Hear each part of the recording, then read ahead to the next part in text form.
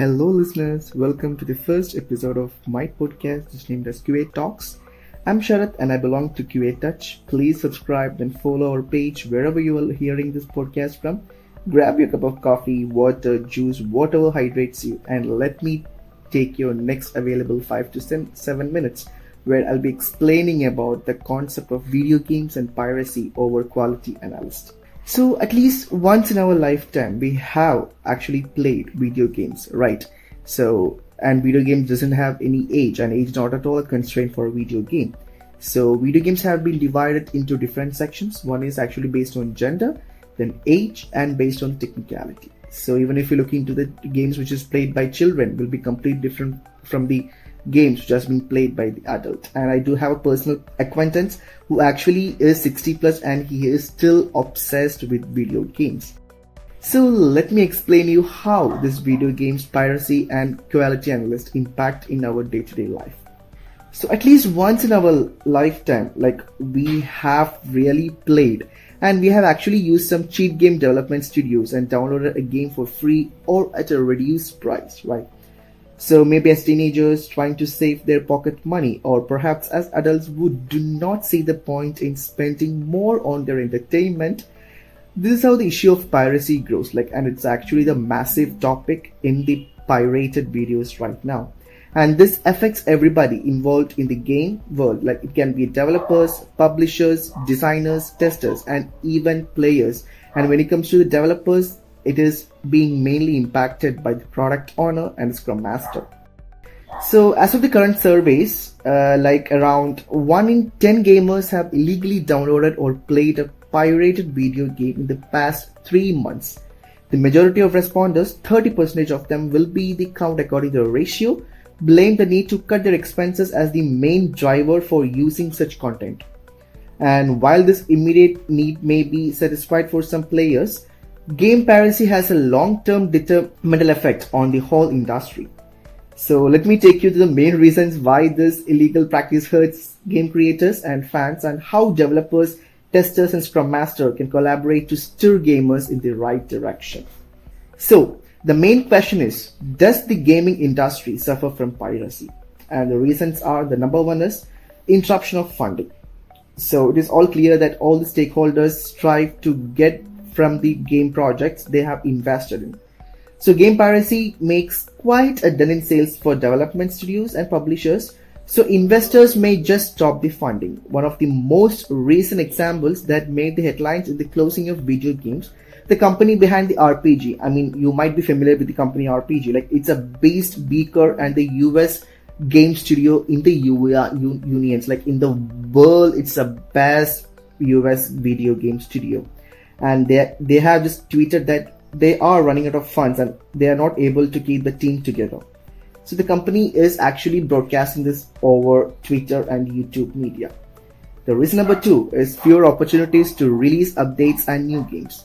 So game fans are always excited about the release of a sequel to their favorite game or another project from a top studio.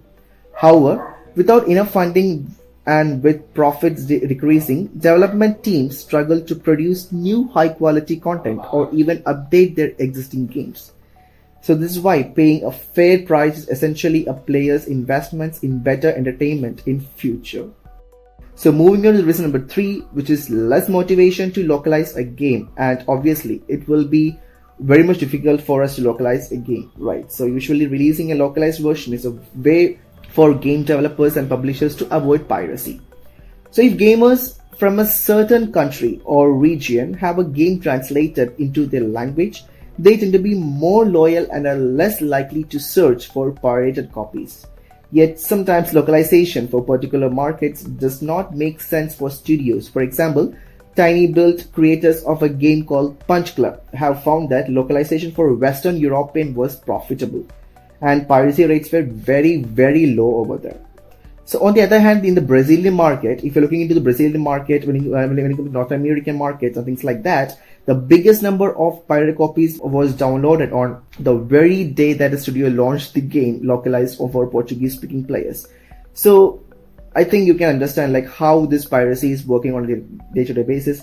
And moreover, when it comes to Chinese games, they went massively for illegal games and copies when the game was released in English without even waiting for a version adopted to their market.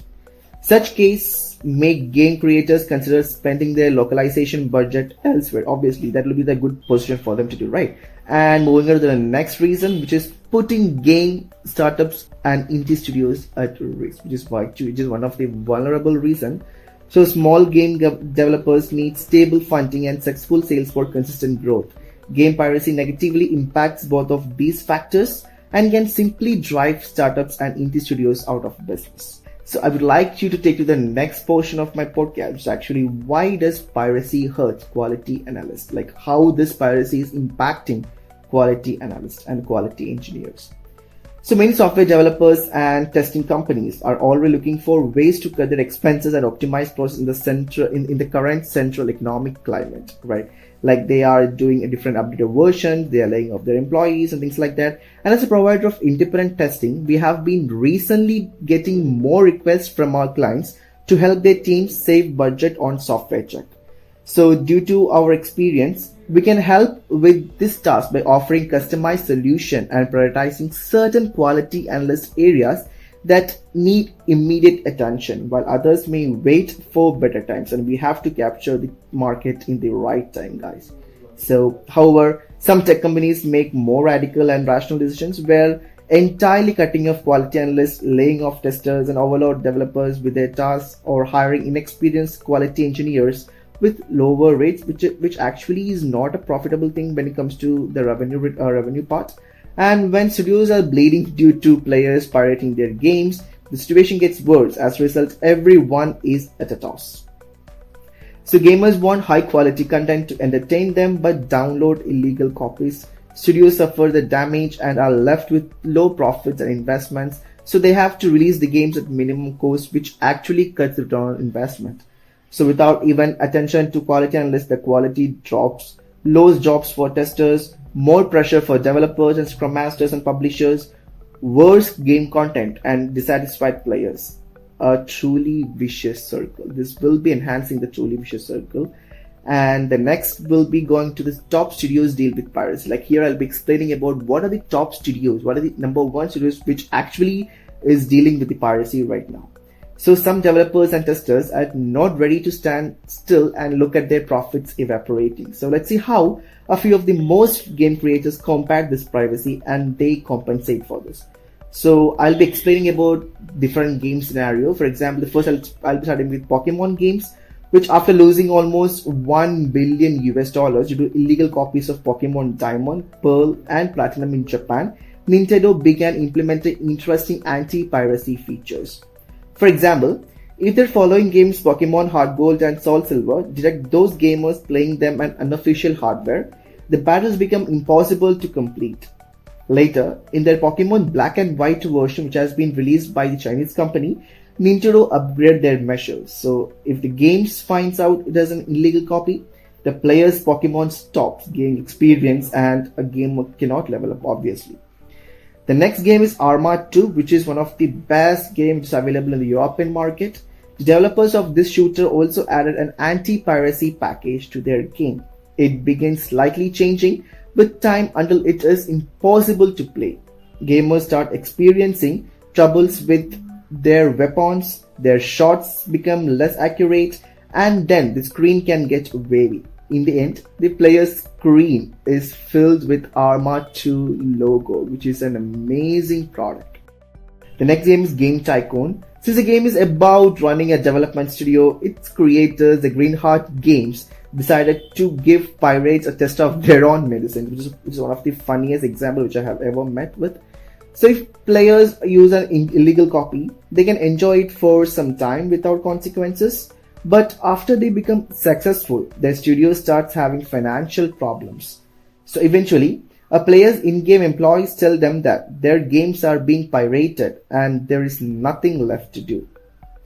The next game will be an interesting one, which is known as Batman and the Gothic State, which is a famous and popular Marvel games, where the creators of this game, Rocksteady, did not go easy on pirated editions as well.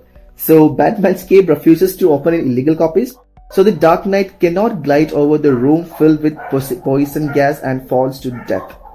Once a gamer asked about this issue on one of the game forums, and the admin replied in a sarcastic manner, "The problem you have encountered is a hook in the copy protection to catch out people who try and download cracked versions of the game for free.